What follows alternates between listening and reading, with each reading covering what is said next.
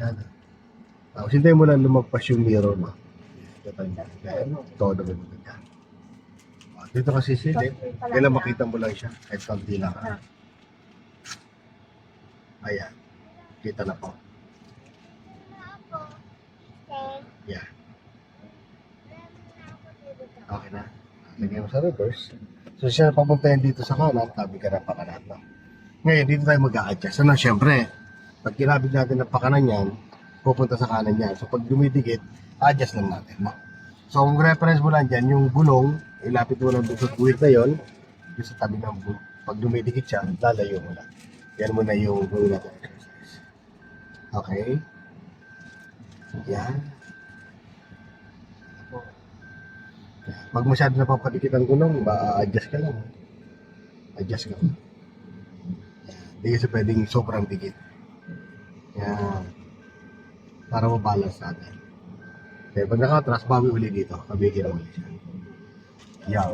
Tapos hindi mo pumatay ka sa sakyan mo. Dito, tapos yung unahan. Tapos dyan. Pantay na, kahit mag-stop ka muna, then saka mo lagay sa gitna. Then atras. Na. So dito ka naman titingin nga yan. Kasi meron kang reverse cam. Mas maganda yan. Okay. So maganda, advantage yung mga reverse cam. Okay. Yeah. Okay. So isa pa. Labas tayo dito. So hintayin nyo lang po muna yung mirror lumagpas ha. Dito. Then kabig na. Todo mo na. Pwede na yan. Hindi na sasabi yan. Okay. Ligo tayo ng kanan. Pag liligo ka ng kanan, dito pala, tingnan mo na yung kantuhan na yun. Pag medyo malayo ka, kabig-kabig kang konti, huwag mo lang todo. Yan. Pag medyo lumagpas ng mirror, yan. Pag todo naman doon tayo lang kung kailangan na. Yan. Tapos lalagay ka ng palatandaan, kaya nito, ito yung kantuhan, yung itong basurahan. So, hindi mo lang lumagpas ang mirror, kabig ka na, todo mo na. Yan. So, iwasabit yan. Okay. So ngayon, dito tayo sa van. Lapitan natin yung van. Ilalapit mo na yung ulo sa van. Then layo ng konti, syempre. Layo ng konti. Okay. Hintay mo lang yung mirror. Okay. Hindi ka na. Oh.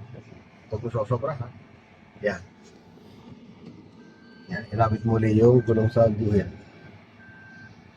Yan. Pagpadikit, ayun. Then pag na-adjust, kabig mo dito. Very good dito. Hanggang pumagkay ka sa ganun sa guhit, tapos dito, gitna manibela.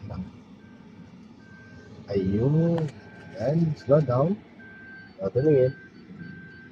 Up, stop na. Diba? Ganda lang yung space. Isa pa. Okay.